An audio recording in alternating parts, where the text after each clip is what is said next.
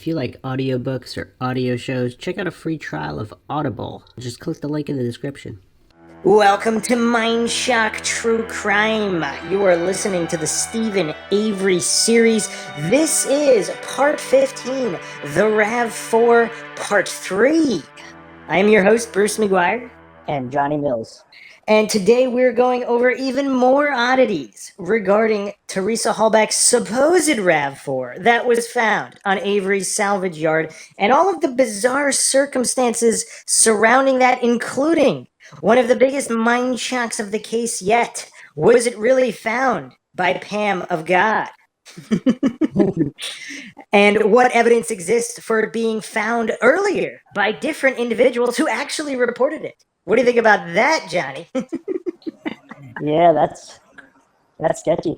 Yeah, but before we get to that, we have plenty of more to go over and things that just simply don't add up in this case, of which there are many. If you like the podcast, you can donate to our PayPal. Just check the link in the description. Make sure you subscribe to the channel. Hit the bell for notifications. If you like the podcast, hit the like button. Feel free to share it across social media platforms. And you could check us out on Facebook, Twitter, Reddit, and Patreon. And patrons do get priority in case and subject requests for the podcast. All right, so let's dive into it.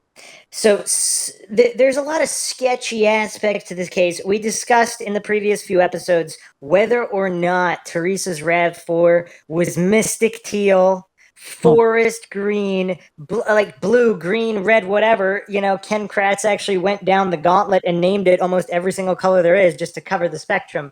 But some people actually believe that even photographs admitted into evidence were photoshopped, and random photographs were photoshopped throughout this entire thing. So is the most famous photograph of Teresa Halbach's RAV4, is that photoshopped? I mean, some people point to the weird reflections, like there appears to be some kind of blur at her feet. I mean, what do you think about all this? These are supposedly this is a professional photographer working for a professional photography business, which we've touched upon this on who took this picture, what the associations were, and coincidental things with the timeline with the business just being shut down and the timeline of the trial and all this weirdness. But real quick, let's look at the picture. Does it seem kind of strange? I'm looking. So you're saying the reflections are kind of weird. Oh yeah, that back yellow green circle. Is that supposed to be clouds? That's kind of weird.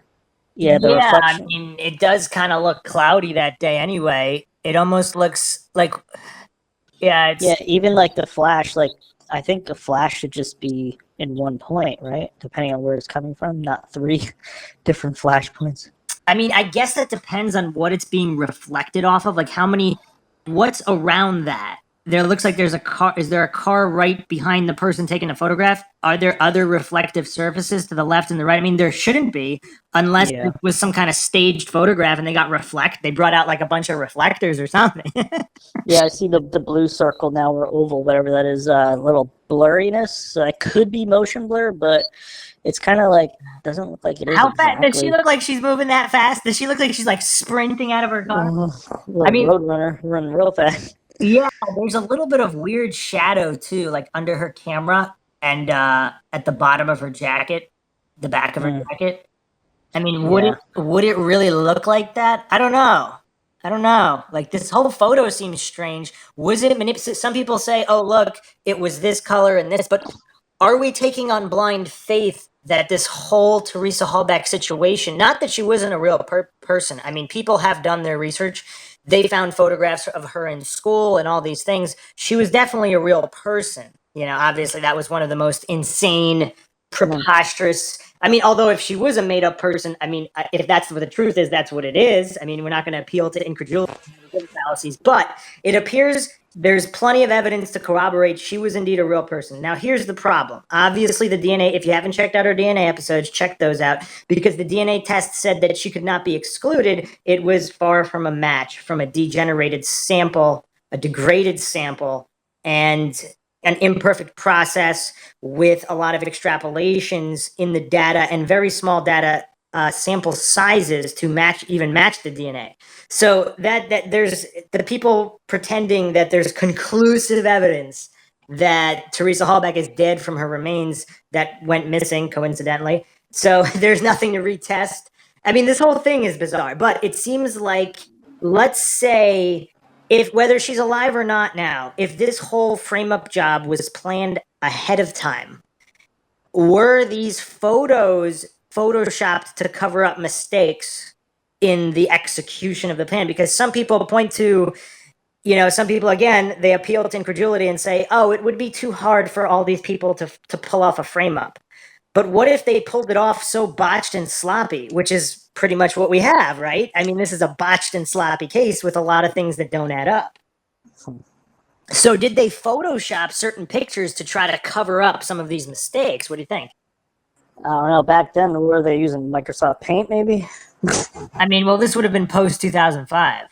Yeah, I'm just joking. I mean, yeah, if it was an actual frame-up job, assuming that it was a fake setup thing, then I guess anything is possible.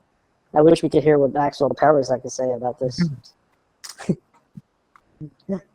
Yeah, I'm trying to see, why is there no flash reflected in other areas? It seems kind of weird. Would the flash be reflected in the windows? I guess that depends on the angle. That's what I'm thinking. How low would the camera have to be for it not to be reflected? Yeah, like for me, this angle looks like the camera is like at either her hand level, that's the center, or like even slightly lower. Like, yeah, it's not like high. It's low enough to get like the whole car perfectly. Like it's almost as if the car was like the main focus almost. Well, Which is kind of weird. The other thing that's kind of weird is in the original, in some of her missing posters, they did not use this image. Is that because this image was photoshopped and they didn't have it? Because they used some random picture of the same car, of a dark green RAV4 lookalike. So that wasn't even the real car. Yeah, which is kind of weird. Yeah, and wouldn't they? So on the missing thing, right? Was it just a car or was it her face? Because like, who cares about her car? Wait, say that again. Like, if a missing person is going missing, they're not going to put the car they drive; they put the face. Oh, well, no, they put her face, but they should put the car also, because what if somebody saw her car somewhere, Well, yeah, but for some reason I remember only the missing thing is just the car and not her face on it. It's like, oh, let's just find the car. Who cares about her? Unless they did have her face on it. Maybe I just don't remember. Huh. Right? Like, if somebody goes missing, you put their picture, like, you probably have plenty of those images. Yeah, yeah. So basically, the problem with finding out whether or not it was photoshopped is, and there's also photo forensic, which is actually a tool to measure it, but here's the problem. It's not the original picture. So, because if it was scanned or copied, whatever, we'd have to look at the original. And if we don't have the original to compare to, it's kind of hard to really definitively say anything at all.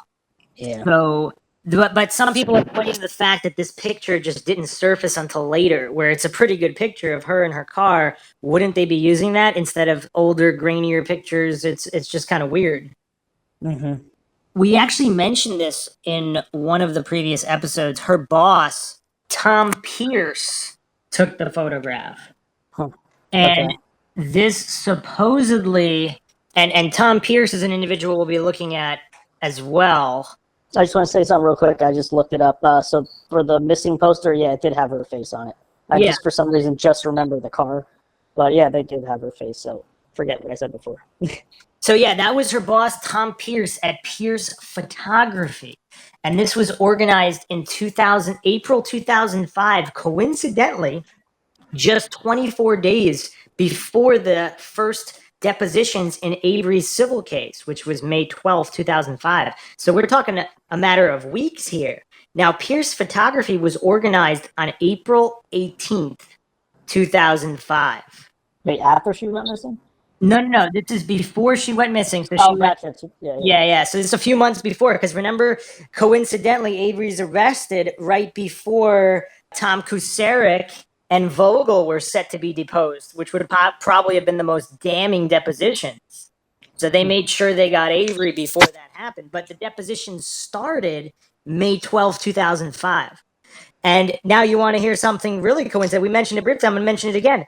Coincidentally, as soon as Making a Murderer comes down, Tom Pierce closes down the photography business. Wow. So as a senior in high school, Teresa Halbach, 2002, she was an intern, or actually it doesn't say high school or not, but she was a senior in 2002 in either high school or college.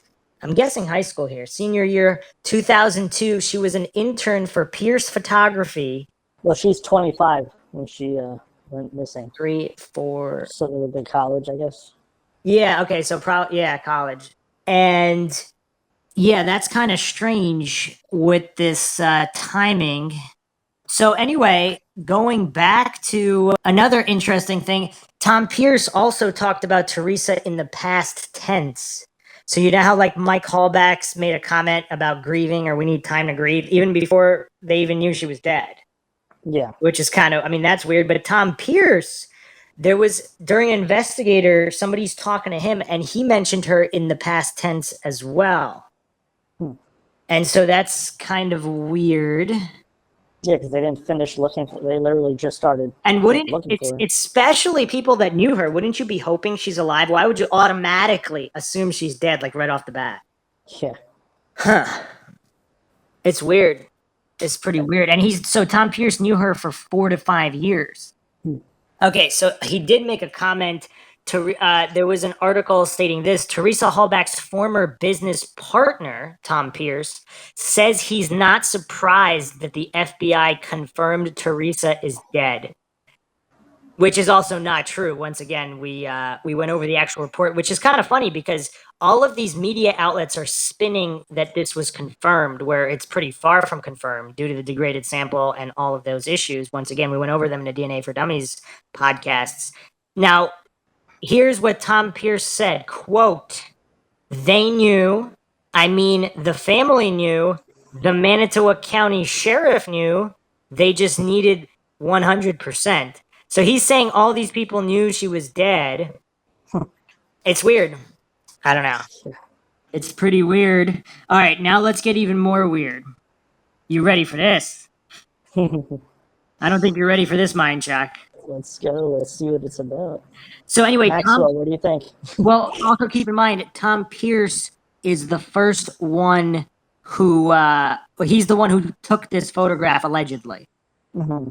And we know that shouldn't it have been available right away, though, when she was going missing? I don't know. It's weird. What if he just had it in like a film or something and he just never developed? I mean, I don't know. Just trying to think of ideas. Check this out. Tom Pierce made a donation to Ken Kratt's campaign to run for Congress.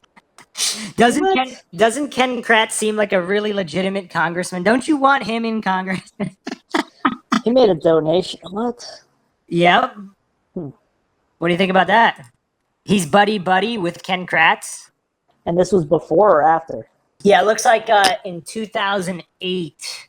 In 2008, Kratz explored a run for the Republican nomination in Wisconsin's 6th congressional district.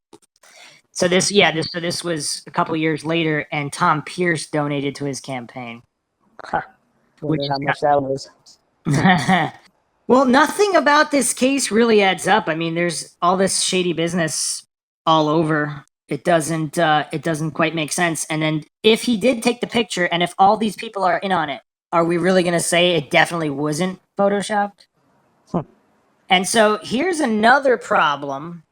It looks like some of the photographs that were trial exhibits were also photoshopped. I don't know if we talked about this before. Let's get into this. And just to drive the point home, because I've actually been looking at some psychology analysis, we really need to go over this because Mike Halbach, Tom Pierce, some of Teresa Halbach's other friends and family, they're talking about her in the past tense a few days after she goes missing. Think about this. How often is it that people, even when they know the loved one has been found dead, confirmed dead, you know how they slip up and still talk about them in the present tense? Yeah. Like even weeks or months after, because you're so used to them being alive. So I think once you factor that in, People who know their loved one is dead still slip up and accidentally talk about them in the present tense. So isn't it that much more bizarre that people who, when she's not even confirmed, she's just missing for a few days, they're automatically talking about her in the past tense? That leads me to believe that not only that makes me think this was all set up in advance, because how long has that been in their brain that this story needs to be told for them to practice it that much where it's ingrained in their brain that she's either gone or dead, or supposed to be, if she's still alive, that she's supposed to be, that they don't even, it's kind of bizarre, right? Yeah, I never thought about it like that. That is true. It's almost like it would have had to have been a premeditated setup, whether she's alive or dead, that they know the narrative ahead of time that Stephen Avery was supposed to have killed her. Because it just doesn't make any sense. So not only do we have Mike Halbach, but we have Tom Pierce, who worked with her, knew her for 45 years. They're all making this slip up. So does this make it more likely that there is some kind of a vast conspiracy? That's pretty weird. Yeah, like talking about it in the present tense would make more sense, especially if you don't even know if she's actually just missing or dead or like whatever. Yeah, it really struck me that much more odd when you think about it from the other side, of family members who know their loved one is dead. They identified them in the morgue and they're still talking about them in the present tense because that's just the way the brain is. They can't believe they're gone. It's their loved one, even when they know they're gone. So we have this on the flips. It's too bizarre. But anyway, let's move on to the possibly doctored or photoshopped photos of the exhibit photos. Do you see them? Okay, the second link, right? Yeah. Yeah. So some people believe that the photos were staged, like the placement, and possibly even photoshopped. So allegedly, this is Teresa Halbach's RAV4 that was found on Avery's property. So once again, we have different possible scenarios. If it wasn't her RAV4, was her RAV4 the one at the crime lab, or are neither one of those her RAV4?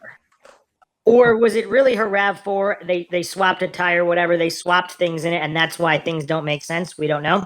But so supposedly it was found November 5th, 2005, 5 days after her alleged death. The RAV4 was taken to the crime lab for processing the next day. Now, Calumet and Manitowoc all deny touching the RAV4 before it was sent to the crime lab. Because remember, we went over this in the previous podcast. Supposedly it was locked, but that doesn't make any sense because of the way the four-wheel drive is. They couldn't have taken it on the wrecker and taken it to the crime lab. None of that makes any sense. So it seems like they would have really, and then they set up the whole magic show with the tent. So if they were going inside, nobody can see because they had the big tent up. Yeah. So, yeah, but they're claiming they didn't touch it. So the RAV4 was returned on December 13th, 2005 to Calumet and put in their storage. So the photo evidence was to be taken by the crime lab. So allegedly they were the first who accessed it. And allegedly this was how it was supposedly found in the salvage yard, if this is the same vehicle. So 5 weeks, 5 weeks after the RAV4 was found, it was returned to Calumet. So let's examine the exhibit photos at the trial. So allegedly this photo here was taken on November 6th, the next day after it was found. So once the items are removed, the scene is no longer the same scene as the crime scene, and later photos can't be used of evidence as it was found. So what do we have here? We have missing bolts and a lot of strangeness here, but there's an email from John Ertl, the state crime lab employee, and he explains to Fassbender why he did not take photos of the bones in the pit and the license plate. The scene had been altered and was not like it was found. So this is him relaying to Tom Fassbender. I checked the contact prints of the photos we took at the scene, and you are correct. There are none of the inside of the license plate vehicle and none of the burn pit. The reasoning is the same in both instances. We typically do not take photos to document a scene if the scene has knowingly been altered. Okay, so is he admitting that this whole scene was altered and this is all a frame-up job? Because, Altered by crime lab and not like it had been found. What? yeah, So they're just playing with all the stuff on the scene and altered it. or setting him up. I mean, I don't know why people even always forget to mention the cadaver dogs did not hit on the burn pit. Now, these different highly trained dogs did not hit on the burn pit. Does that mean nobody was burned in the burn pit? They forgot to tell the dogs about the $36 million lawsuit and the frame-up job. They just clean forgot to get the dogs in on it. So that's why that anomaly is there. But everything else adds up, right? And then he just goes around sprinkling the remains all over the Calumet County property, Radon's quarry, and then, you know, a little bit in his sister's barrel, you know? Oh, man. Okay, so supposedly the rear seats are not latched or secured properly. The parking light is being used to prop the seats 5 inches off the floor. How does this make any sense? Oh, wow. Like- That's what that light is doing? Yeah, I didn't why realize would anybody be driving around like this? that. So, yeah, it's really bizarre. So, Huh. if you look, yeah, they're supposed to be, the rear seats have legs that sit on the floor when secured properly. The weight of seats creates a very deep impression on the carpet. And in the photo, the rear seat leg is not touching the floor, it's raised 5 inches. And then also you can see where the depression is supposed to be in the photos. Yeah. So if Teresa's RAV4 is a 99, the impression is at least 6 years old. It's very deep. And so once again, the only place where where Teresa Halbach's blood was found is in this rear cargo hold area. So the impressions are actually missing during the photos that were used for trial. Huh. So it would take quite a long time for the impressions to completely disappear once the weight is removed, and they might not even completely disappear. Damn. So the question, of course, is how long after were these pictures taken? Because if it was secured at Calumet storage since December 13th, 2005, what's going on? And it was after Brendan's confession, they searched it again March 6th. And so that's kind of bizarre. And then if you look, there's a bunch of dust in the compartment area. So did they use all of this staged evidence at the trial? So like they manipulated all of this and then they tried to use it to incriminate Avery? Yeah, I don't get it how that would be different. So it's showing the dent. Yeah, then in the the dent is carpet. gone. So so look, the original photo, which was allegedly taken on November 6th, and then we have the photo used at trial where you don't see it. Oh, man. Huh. It's kind of weird, right? Yeah. And then, of course, you can see more blood in the trial photographs than the original. Like, what's going on? Do they manipulate the colors? What are they doing? Because in the originals, you can't even really tell that's blood. I don't know. Yeah, and it's not even that much, which is kind of weird. I feel like they're... Well, and we don't really know. Did they actually test that blood for her? I don't know. They should have.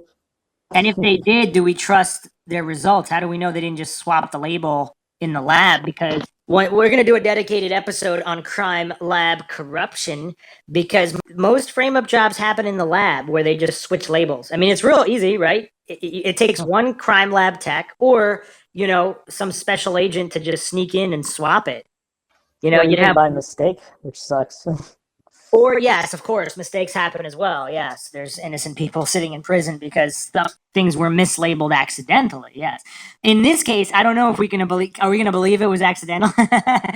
Keeping all these other things in mind. Yeah. Also, let's keep looking. Yeah.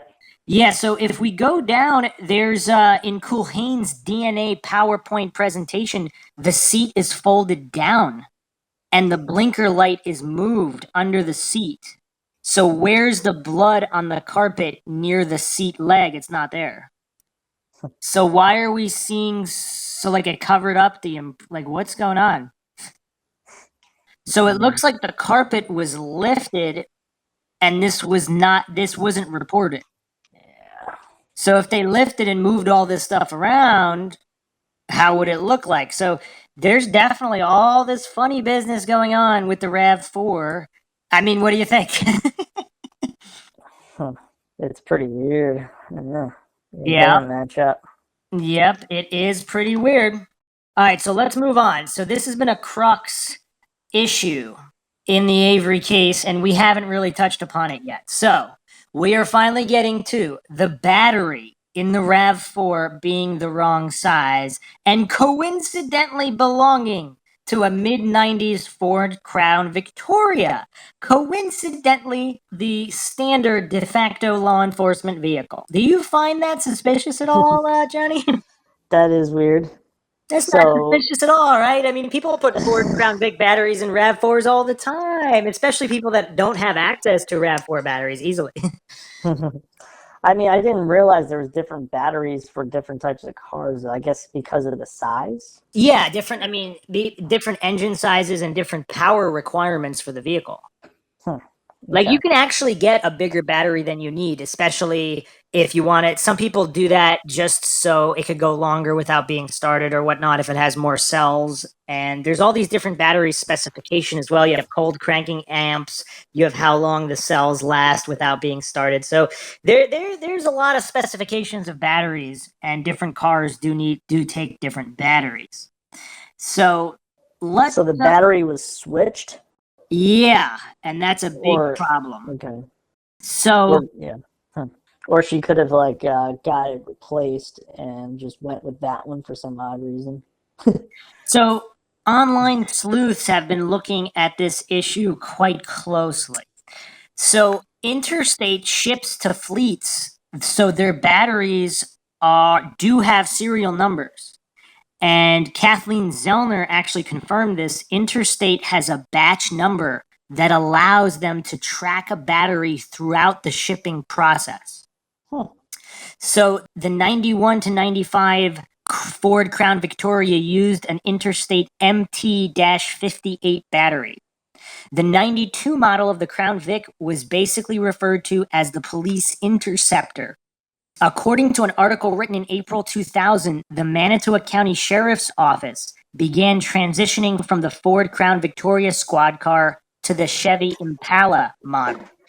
So this was a tweet on November 18th, 2018, because there were guilters or those who don't like critical thinking saying that Manitowoc never even used Crown Vics. But there's an article here by Tom Bowens stating that they're going to be transitioning from the Crown Vic. So they obviously used Crown Vics. And there's a bunch of photographs of Manitowoc County using Crown Vics. So I don't know why guilters seem to be reaching pretty extreme and doing all sorts of weird mental gymnastics to try to avoid any kind of evidence that points to incriminating law enforcement or exculpating Avery in any kind of way. So let's look at the different battery types. So the battery size, and this is grouped by types. So group 58 was found in the RAV4 was only standard in Crown Vics before 1995, and very few trim levels between 85 and 97, not including the interceptors, which law enforcement were much more likely to have in the fleet, obviously. After 1997, Ford Crown Vics moved to the Group 65 battery size instead of Group 58. So you'd have to go back quite a few years to identify all these Crown Vics.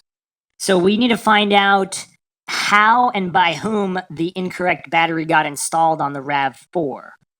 And Kathleen Zellner actually said in a tweet that they did trace who it belongs to, but I don't believe she said who. Oh, wow. Yeah. Did she put that in one of her In one of documents her that she tweets, submitted. she said that it was traced to someone. See, here's the thing: is this why they're not letting her access to the RAV4 because she's done all this homework and she could really prove what happened, and they won't let her? Or they destroyed? Is there any evidence the RAV4 still exists? Did they destroy it so nobody would ever be able to retest it and find them guilty? And If that's they why they're did destroy it, what? if they did destroy it, they probably brought it to the Avery Yard and did it there. In the car crusher that Avery for some reason didn't feel like using and just used branches instead. Yeah, exactly. Well, the other thing I mentioned, there's a pond right there. Why didn't he just run it into the pond? Isn't that better than a couple branches? I don't know. I mean, I don't know. I mean, he's the greatest genius in the history of crime, so who knows? Maybe Maybe he thought it would float. Okay, so a Reddit user posted this. Having worked for a county and dealt with a small budget like Manitowoc County, the sheriff's cars are bought as civilian models and converted into patrol ready at the county facility to cut costs. This usually includes radio lights, restraints, batteries, decals, and radar, to name a few. This usually leaves excess parts that are removed during the conversion process, such as smaller batteries that are useful for other county vehicles or machines, portable radars, mowers, tractors, etc. Being owned by the county and a part of the county property, they routinely disappear at the county barn. When the electronics are added, it is very common the alternator does not get upgraded to handle the added electronics and gradually wear down batteries at a much faster rate than normal wear, hence why they upgrade the battery in the beginning. This results in replacement batteries being kept around, especially when it gets cold, as batteries do not do the same in the cold over time. Furthermore, if they are left in a vehicle that is used as a partial conversion, i.e., an unmarked undercover car or lieutenant's car, they are ordered in bulk as replacement parts and kept documented as most government property, which is used for warranty or replacement from the vendor or local battery distributor.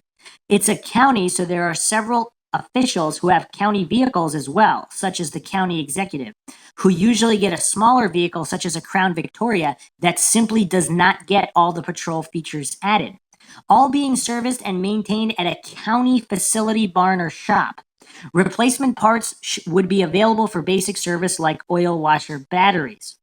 Buying Impalas starting in 2000 implies going forward not fully turning over the county inventory. That is all budgeted and would not be financially possible to switch the entire lot all at once. For example, high mileage patrol cars are switched out frequently, while the county commissioner vehicles are switched out every decade or longer in some cases.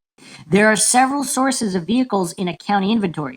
Jail transport, for example, training vehicles, specialty vehicles. If any Crown Vics were used in any capacity, the county would have maintenance parts in inventory. Batteries are very commonly replaced in cold weather climates. Vehicles with low mileage implies infrequent use, which also would correspond to why they still had them in use and needing an infrequent used spare part.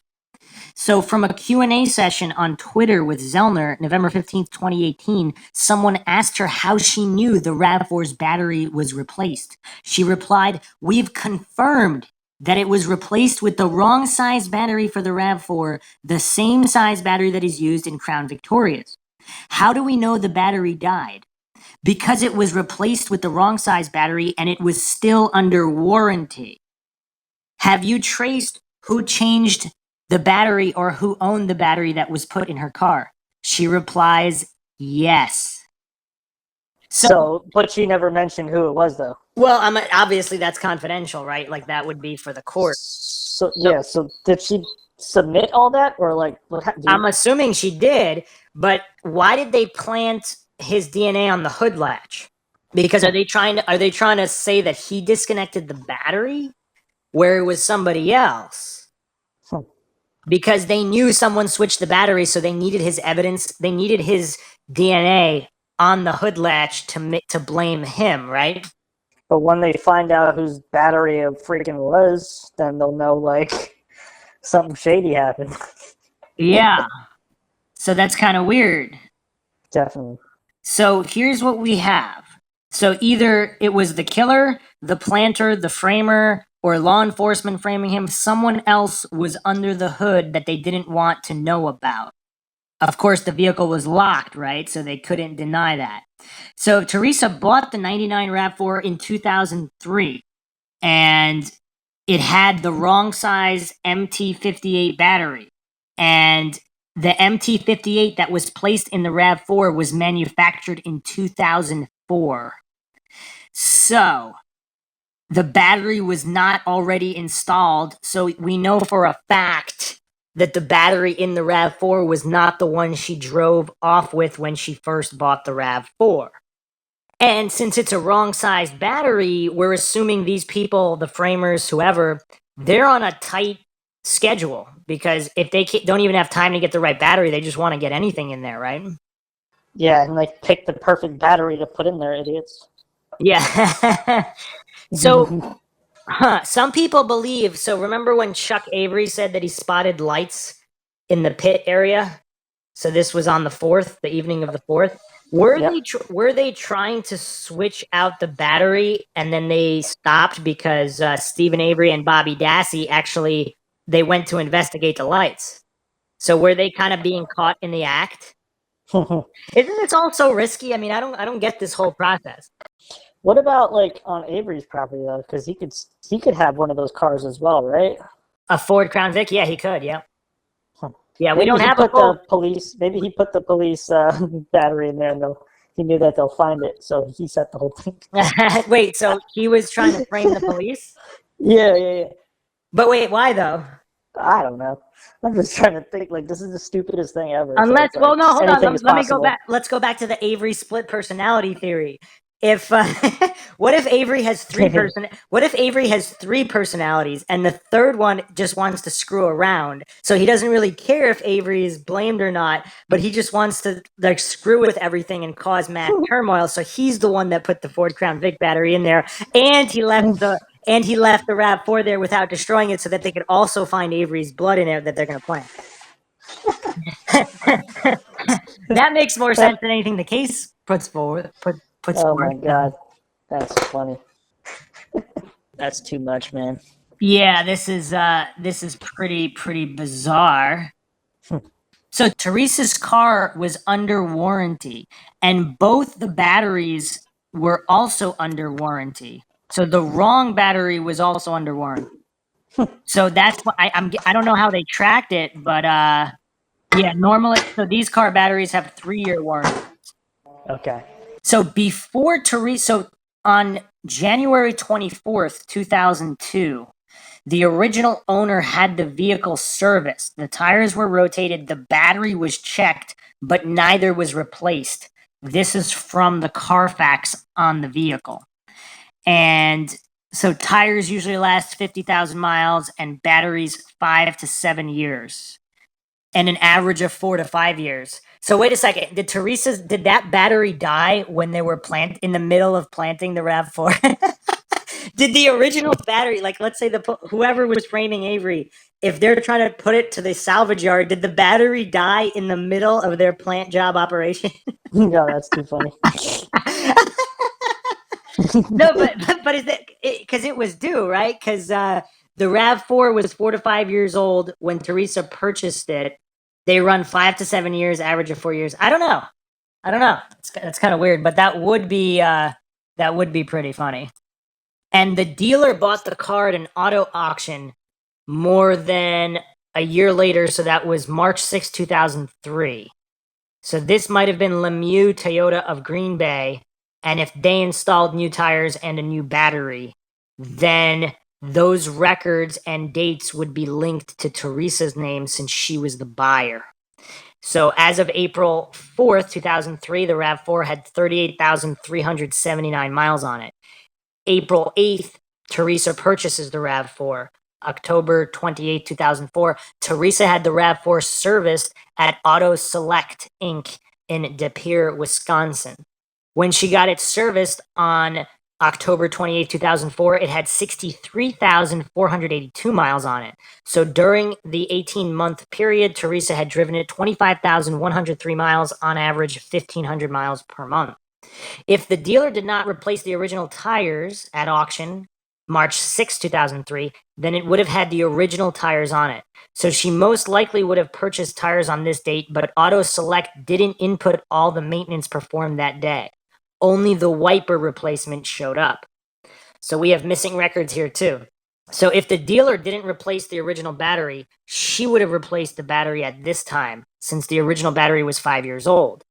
And it was late October in Wisconsin, and waiting until the deep freeze of winter to replace your battery is often too late. And most people did say that Teresa took really good care of the RAV4, which is why some of this stuff doesn't add up. So if the battery would have only been about 1 year old then, if she replaced it at this time, but there is no corroborating data. And Zellner says the battery was still under warranty, so if it was defective or died, Teresa could have taken it to Lemieux Toyota or Auto Select to have it replaced under warranty with the properly sized battery. And they would have maintenance records. So maybe, I don't know, so Zellner obviously probably would have contacted them. And so the battery would still be under warranty as of October 31st, 2005. So what are the chances that a dealership would have put in the wrong size battery? I mean, I don't know about a dealership, but like a little small garage, I could totally see that happening. Like, I don't want to spend that much money on a new battery. Got any lying around? Yeah. Yeah, I suppose so. Yeah. But October, so the manufacturer date on the batteries, it says J4. J is the 10th letter of the alphabet, so that means that it was manufactured in the 10th month, so it's October, and 4 is the year, so it was manufactured October 2004, so it would still be under warranty. So, yeah, but there's no way to know where her original battery went. Well, yeah, because it's not in there, yeah. Maybe it's in the Crown Vic. So here's the other thing. The RAV4 has a cable that allows it to be the battery unbolted from the terminal. So the battery could have been disconnected by the tow service before they put the car into the enclosed trailer. Supposedly, recovered vehicles are supposed to have their batteries disconnected, so that way they don't catch on fire during transport. How could they have disconnected the battery if the car was locked? Yeah, right? Yeah, that's true. We have so many problems in this case. There's just way too much. So yeah, Zellner did not say who it belongs to, but supposedly they identified who owns the warranty on it. That'd be interesting to find out who that is. Yes, it would be. But here's the thing: if they never let Zellner actually get anywhere, like if their plan is to stall it forever, like what's gonna happen? I know, and it's been a while already. Where she started doing that like years ago, like right after the making a murder. I feel like there's not really that much progress going. I mean, I guess there's still some good progress, but I feel like we should be a lot closer now. Well, if law enforcement knew that somebody other than Stephen Avery disconnected the battery, like, Yeah, it sucks. Well, here's the other thing. If somebody's planting it and they don't want the car moved, would they remove the battery so they couldn't move the RAV4? So, like, let's say Coburn...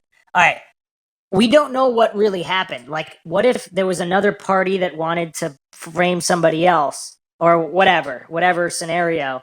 And Coburn, really wants to get it on Avery's property.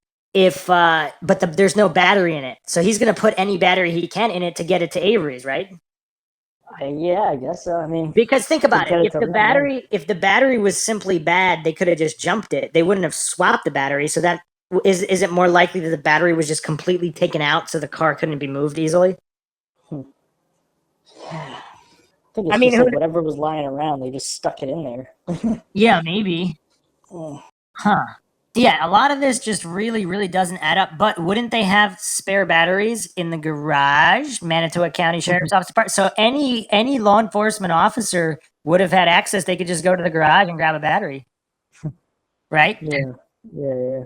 So of course we do have Sheriff Robert Herman, who has his own salvage yard, and actually used to do police fit outs for the squad cars. So, and Sheriff Robert Herman himself worked at an auto body shop and a salvage yard. And Todd Herman, his younger brother, also detail the squad cars that came from the factory. And they also install radio equipment, light bars, and all of these things. So,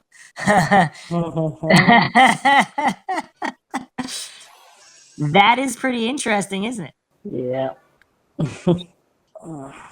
And then, of course, yeah, so we have the tampered VIN plate as well.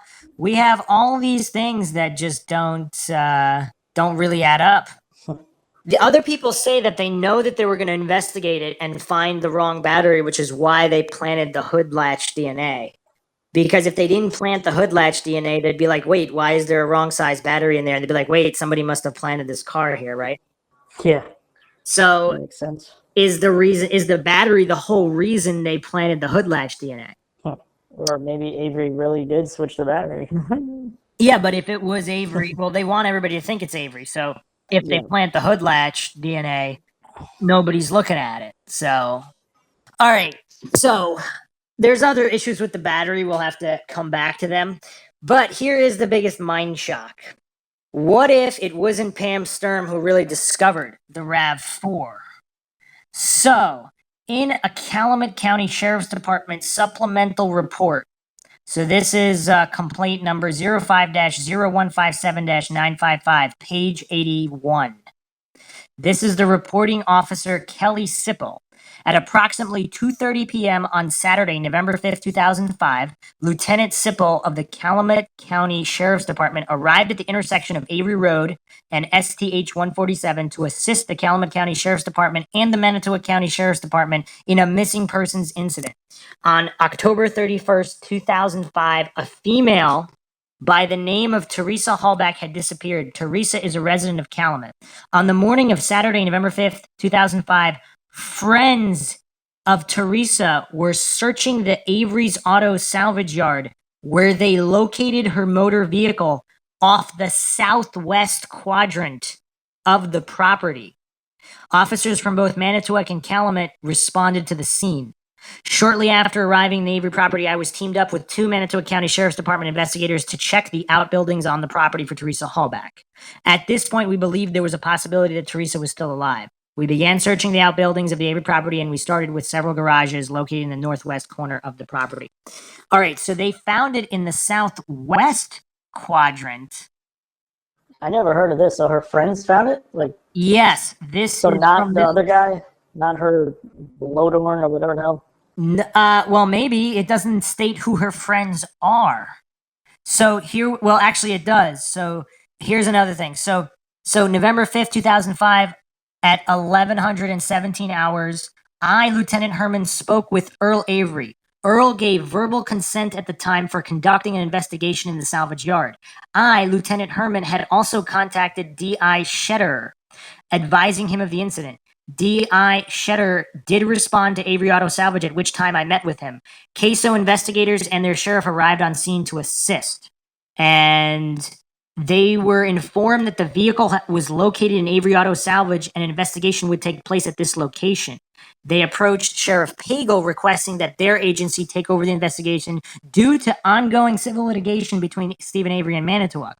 While standing on the scene, I spoke with Earl Avery. I asked him about the vehicle crusher. This crusher is owned by Norb's Salvage out of Denmark. Earl stated that he has used the piece of equipment on occasion and that the owner, Norb's Salvage, did not have a problem with the Averys using it while it was in their yard. Individuals were observed to the southwest of the Avery Auto Salvage in the gravel pit area near a gravel conveyor, while officers were on the scene in the salvage yard. D.I. Shetter and I walked through the yard to this area where we made contact with 5 subjects: Christy Hazert, Jolene Bain, Sherry Lemerand, Aubrey Weigrelak, and Trinity Rosenow. These subjects indicated that they were friends of the Halbach family and were assisting with search efforts. I identified the persons, and they were advised that at this time, the salvage yard is a secured area and they needed to leave the general area. After the area was secured, a command post was set up at the south end of Avery Road. Okay, so here's the problem. So Halbach's 5 girlfriends here from Green Bay, did they discover the vehicle first in a different spot than Pam Sturm? Yeah, I'm not too sure where the southwest corner would be. Is it different spot? So they use the word found and discovered. So we have Sippel's report from the morning of the 5th, and then we have Lieutenant Herman's report from the morning of the 5th. And these reports contain contradictory information. So they're saying southwest quadrant in Sippel's. And then Herman said that they made contact with these 5 subjects. So does this in the southwest corner. So supposedly Pam Sturm found it in the southeast quadrant. So, and this is the same morning. That's totally different. So yeah, it's the complete other side. However, there is a straight line where it could be driven from the southwest to the southeast. But what does that matter if it's on one side versus the other? Like, who the hell moved it? Why? I don't get it. Well, none of this really makes any sense because Sippel and Herman, their reports add up. They're saying it's in the southwest quadrant and that there's 5 individuals. Now, Pam Sturm found it where it was taken to the crime lab from, which is in the southeast quadrant. And there's an unobstructed road from the southwest to the southeast where the vehicle can be moved. So I really don't know what's going on here. I mean, is this mind shocking or what? Because we have no clue what's going on here. Because if they were found by these 5 girlfriends and then that was an uncontrolled narrative and then they just told them to shut up and then they're like, oh, Pam, make sure you find it here and then we can control the scene, right? Because if it was found by the conveyor belt where it was originally found, why not leave it there? Or is that too close to redundancy? And what if it was found unlocked by the 5 girlfriends who were going to testify, obviously, if they had it open and were looking at it, trying to look for Teresa? So that's all an uncontrolled, like these 5 need to be interviewed, right? They need to be interviewed. Or yeah, they could have tainted the evidence. We really don't know because law enforcement is not searching the vehicle. So if the vehicle was gone through many times by random people, they can't use it for evidence against Avery, right? Yeah, I mean, that'd be thrown out. And they need to get it a little more on the Avery property. So, and Pam Stern said she arrived around 9 a.m. And Pam said, she actually said this in 2007 from the trial. When you got there, Pam, what happened? Well, we got there late. The search team was already gone. So is she talking about the search team that actually found the vehicle for real? And because she's given, obviously, Pagel's direct phone number, a camera, and a map that's given to her by Ryan Hilligus and Scott Blodorn. So they're telling her where to find it. So what is going on? Because her and Nicole just go straight to that spot. Like, what? That's kind of weird. Also, keep in mind, Teresa had 3 other appointments scheduled. So why are they not searching all these other areas where Teresa was supposed to be? Yeah, it's true.